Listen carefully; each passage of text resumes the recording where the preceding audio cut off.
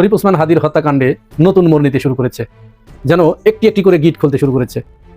এবং এইখানে এমন কিছু মানুষের নাম উঠে আসছে, অলরেডি তারা প্রায় ধরা পড়ার উপক্রম হয়ে গেছে, একেবারে নাকের ডগায় চলে এসেছে। খুনি জঙ্গি ফয়সাল সে এই বাংলাদেশের ভিতরেই আছে, বাইরে সে যেতে পারে নাই, কোনো জায়গায় যায় নাই। এমনকি সরকারের পক্ষ থেকে পরিষ্কার করে জানিয়ে দেওয়া হয়েছে যে ওসমান হাদির হত্যাকারী দাউদ খান ওরফে ফয়সাল সে যেন দেশ ত্যাগ করতে না পারে। দিল্লির সাথে সমঝোতা কইরা তারেক রহমান সাহেব আসতেছে এবং দিল্লিকে নাকি তারেক রহমান সাহেব কথা দিছে ভারত বাংলাদেশের যেসব চুক্তিপত্র হয়ে আসছে, চুক্তিপত্রগুলো কি আপনারা তো জানেন। এই যে আমাদের পোর্ট থেকে মাল নিবে 7 সিস্টারে, আমাদের বিমানবন্দর ব্যবহার করবে, আমাদের পোর্ট বিমানবন্দর রাস্তাঘাট এবং ট্রেন লাইনও নিয়ে যাবে। যেসব চুক্তি হয়েছিল, যেটা নিয়ে হাসিনা বলছিল, হ্যাঁ প্রাক্তন প্রধানমন্ত্রী শেখ হাসিনা বলছিল আমরা যা দিছি ভারতকে, ভারত সারা জীবন ইয়াদ রাখবে। আপনাদেরকে 5 মিনিট সময় দেওয়া হলো, পিছনে তাকায় দেখেন আপনাদের চেয়ে প্রশাসনের লোক বেশি, প্রত্যেকটার ভিতরে যে ঢোকানো হবে। আসসালামু আলাইকুম প্রিয় দর্শক, নতুন একটা নিউজে সবাইকে স্বাগতম। প্রিয় দর্শক, ভিডিওর শুরুতেই অনেকগুলো ভিডিওর অংশ বিশেষ আপনারা ইতিমধ্যে দেখেছেন, দেখেই বুঝতে পারছেন আজকের ভিডিওটি কতটুকু গুরুত্বপূর্ণ এবং আকর্ষণীয় হতে চলেছে।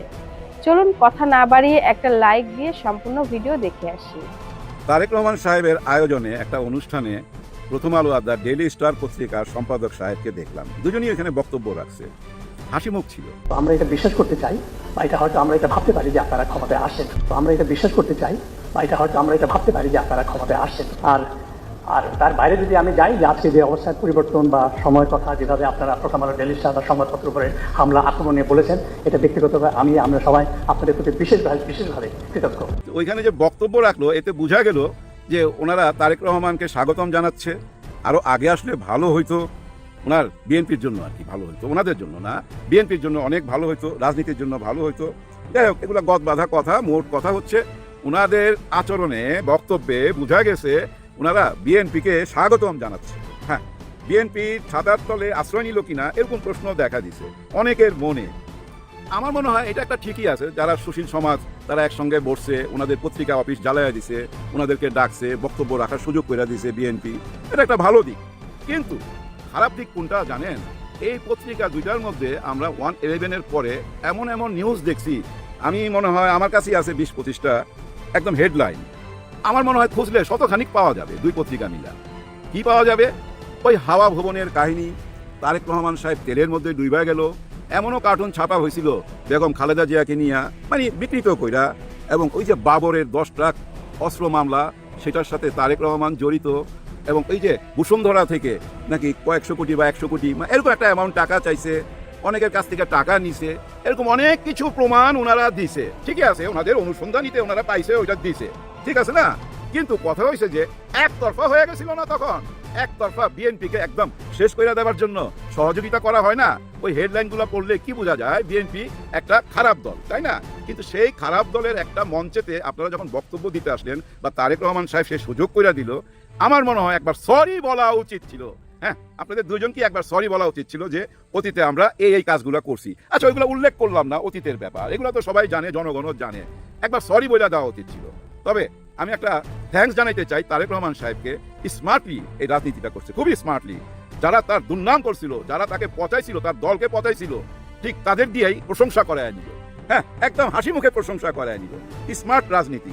যাই হোক, তারেক রহমান সাহেব আসতেছে, এই আশা নিয়ে একটা বিতর্ক দেখা দিছে। এখন মানুষের মনের মধ্যে এমন একটা প্রশ্ন তুলে ধরছে যে তারেক রহমান সাহেব ভারতের সহযোগিতায় আসতেছে, মানে ভারত গ্রিন সিগন্যাল দিছে, দিল্লি থেকে গ্রিন সিগন্যাল নিয়ে উনি বাংলাদেশে আসতেছে। কিছুদিন আগে উনি বলছিল, নিজেই বলছিল যে আমার আশাটা আমার উপরে নির্ভর করে না, অনেকের উপরে নির্ভর করে, মানে ওনার সাথে যারা জড়িত তাদের উপরে নির্ভর করে। এবং ওনার সাথে কারা জড়িত? এটা কি দিল্লি জড়িত? এই প্রশ্নটা কিন্তু আমার না, এই প্রশ্নটা তুলে ধরছে আনন্দবাজার পত্রিকা, ভারত থেকে, কলকাতার বিখ্যাত পত্রিকা আনন্দবাজার। আপনারা এর মধ্যে জেনে গেছেন, ওইখানে কিন্তু তারেক রহমান সাহেবকে পরিচয় করাই দিছে খালেদা পুত্র হিসাবে। বারবার বলতেছিল খালেদা পুত্র। তারেক রহমান সাহেবের নিজের একটা পরিচয় তো আছে, সেটা তারা স্বীকৃতি দিতে চায় না। এবং ওই পত্রিকায় ইঙ্গিত দিছে তারেক রহমান সাহেব যেখানে 8 থেকে 10 দিন আগে বলতেছিল আমি বাংলাদেশে যাওয়ার ব্যাপারটা আমার উপরে নির্ভর করে না, এটা আরো কয়েকজন আছে আমার আশেপাশে যারা আছে তাদের সিদ্ধান্তের উপরে নির্ভর করে। এখন কি দিল্লি ওনাকে এই সিগন্যাল দিল?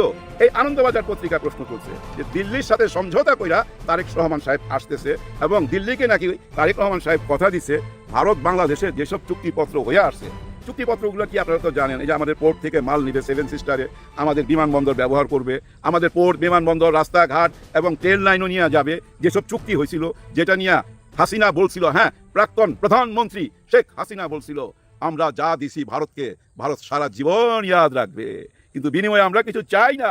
মানে আমরা বিরাট বড় দেশ, ভারতকে আমরা ভিক্ষা দিয়ে দিছি বা দান কইরা দিলাম, খুশি কইরা দিলাম, 71-এর বিনিময়ে দিলাম, 71-এ তোমরা আমাকে সহযোগিতা করছো, পুরাটাই দিয়ে দিলাম।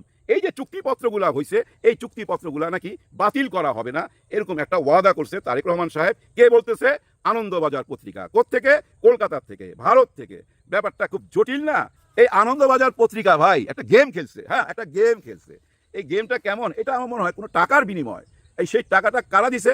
যারা ওইখানে আশ্রয় নিছে, হ্যাঁ, তারাই কিন্তু আনন্দবাজার পত্রিকা দিয়ে এই কাজটা করাইছে।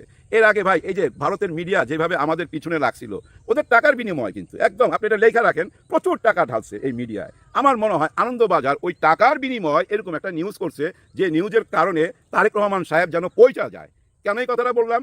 এই মুহূর্তে বাংলাদেশে ভারত বিরোধী একটা আন্দোলন গড়ে উঠছে, তাই না ভাই? চারিদিক থেকে, বিশেষ করে শহীদ হাদির শাহাদাতের পর একটা বিপ্লব গড়ে উঠছে যেটা ভারত বিরোধী। ঠিক ওই টাইমই কেন আনন্দবাজার বলতেছে ভারতের সহযোগিতা নিয়ে, দিল্লির সহযোগিতা নিয়ে, দিল্লির সাথে সমঝোতা কইরা অতীতে সব কিছু ঠিকঠাক থাকবে সেই কথা দিয়া উনি দেশে ফিরতেছে।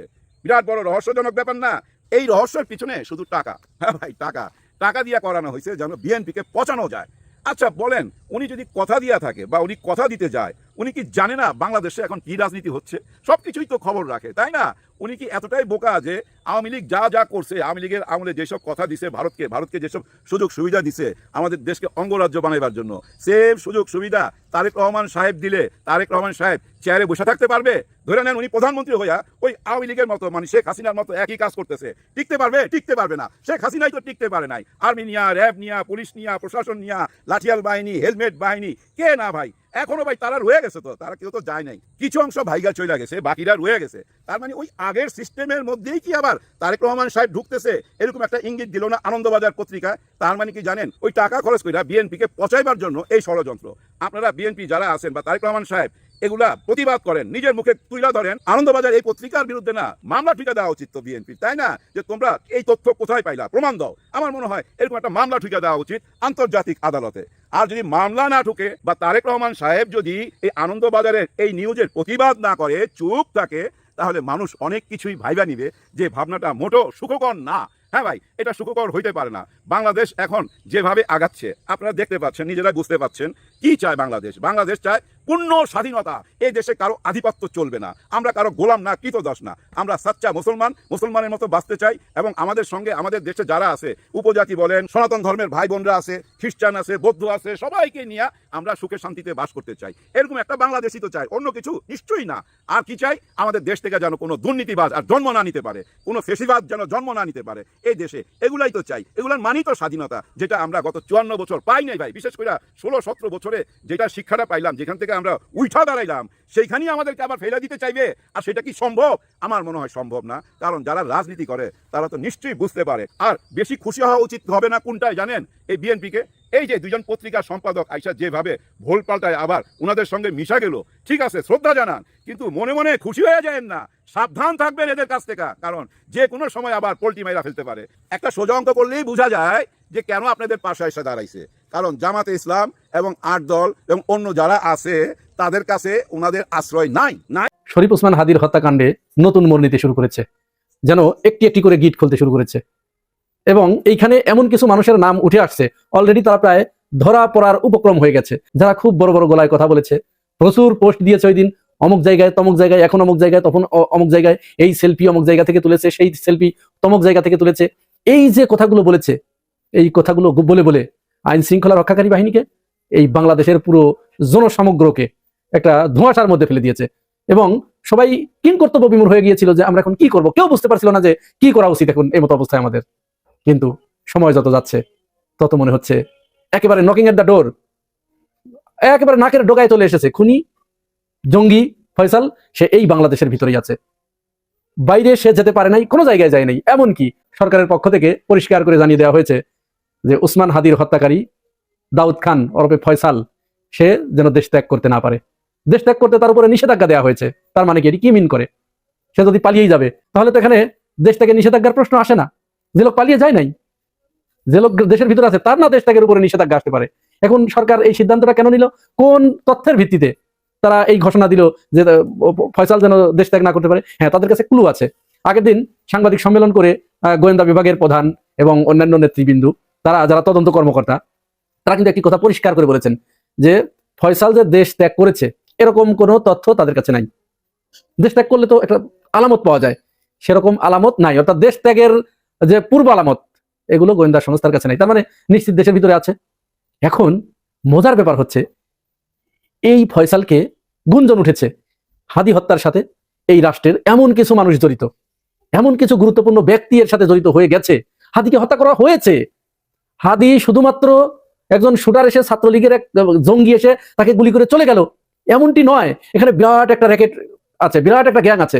আপনারা শুনেছেন ইতিমধ্যেই এই হত্যাকারী জঙ্গি ফয়সালের ব্যাংক অ্যাকাউন্টে কয়েকশো কোটি টাকার লেনদেন হয়েছে।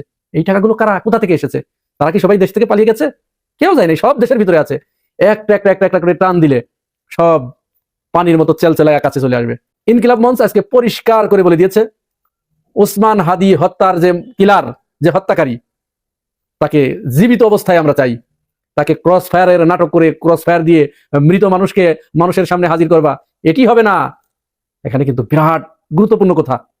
দর্শক, আপনারা বুঝতে পারছেন কেন এই কথা বলছে জাবের? কেন এই কথা বললেন যে তাকে ক্রস ফায়ারে নাটক করা যাবে না? তার মানে বিষয়টা এমন হয়েছে, যে কোনো মুহূর্তে ওই লোকগুলো বাঁচার জন্য হয়তো গোয়েন্দা সংস্থার এমন কেউ আছে, বা রাষ্ট্রের এমন কোনো ব্যক্তি, এমন কোনো রাজনীতিবিদ এর সাথে জড়িত আছে, যারা নিজেকে বাঁচানোর জন্য যে কোনো মুহূর্তে এই ফয়সালকে ক্রস ফায়ার দিয়ে হত্যা করবে। দেশের ভিতরে এসে আছে। এখন ফয়সালের কাছে আমরা একটা প্রশ্ন করতে চাই। আমার এই বক্তব্য, আমার এই ভিডিও যদি আপনারা ফয়সালের কানে যায়, ফয়সালের আত্মীয় স্বজনের কানে যায়, বা আপনারা শেয়ার করে ভিডিওটাকে ছড়িয়ে দিতে পারেন, এই কারণে ফয়সালের এখন একটাই করণীয়, ফয়সাল তুমি বাঁচতে পারবে না।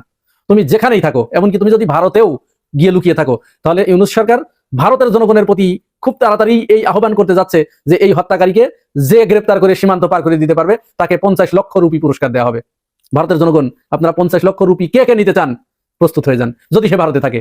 আর যদি সে দেশের ভিতরে থাকে, তাহলে তোমার মৃত্যু অনিবার্য। যে কোনো মুহূর্তে তোমাকে হত্যা করা হবে। তোমাকে দিয়ে কাজ করিয়েছে, তোমাকে দিয়ে স্বার্থ সিদ্ধি করেছে। এখন যখন তারা ফেসে যাচ্ছে, তখন তোমাকে তারা ক্রস ফায়ার দিয়ে মারবে। সুতরাং সময় খুব কম, তুমি অতি দ্রুত, ফয়সাল তোমাকে বলছি, তুমি অতি দ্রুত একটা ফেসবুক লাইভে চলে আসো। ফেসবুক লাইভে এসে অতি দ্রুত তুমি এই কথাগুলো বলে যাও যে তোমার কে ব্যবহার করেছে, কে কে তোমার সাথে জড়িত, কোথায় প্ল্যান হয়েছিল, কে কে এই প্ল্যান বাস্তবায়ন করার জন্য তোমাকে সহযোগিতা করেছে, কে কে টাকা দিয়েছে, কে কোথা থেকে এর সাথে ইনভলভমেন্ট আছে, এটি তুমি অতি দ্রুত বলে যাও। না হলে তোমার আমের আমও যাবে, সালার সালাও যাবে, এবং তুমি সরকারের হাতে ধরা দাও, আইন শৃঙ্খলা রক্ষাকারী বাহিনীর হাতে ধরা দাও। আইন শৃঙ্খলা রক্ষাকারী বাহিনীর হাতে ধরা দিলে যেটি হবে, সেটি হচ্ছে তুমি হয়তো তোমার মৃত্যুদণ্ড হলেও একটা লম্বা বিচারের ভিতর দিয়ে যেতে হবে। তুমি আরো কিছুদিন তুমি এই দুনিয়ার বুকে শ্বাস প্রশ্বাস নিতে পারবা। এমনকি তুমি যদি মূল অপরাধীদের নাম বলে দাও, তাহলে কিন্তু এই রাষ্ট্র বা ওসমান হাদির যারা আত্মীয় স্বজন আছে, তারা কিন্তু তোমাকে ক্ষমা করে দিলেও দিতে পারে। এই সম্ভাবনা কিন্তু নাকচ করে দেওয়া যায় না। কিন্তু তুমি যদি এই কাজ না করো, তুমি যাদের জন্য এই কাজটি করেছো, তারা তোমাকে যে কোনো মুহূর্তে, তুমি কাউন্টডাউন শুরু হয়ে গেছে, তুমি গুনতে থাকো, যে কোনো মুহূর্তে তোমার লাশ জনগণের সামনে হাজির করবে। প্রিয় দর্শক, ভিডিওগুলো দেখে কি জানলেন, বুঝলেন? অবশ্যই আপনাদের মূল্যবান মতামত কমেন্ট বক্সে জানিয়ে দিবেন। পারলে ভিডিওটি শেয়ার করে সবাইকে দেখার সুযোগ করে দিবেন। ধন্যবাদ।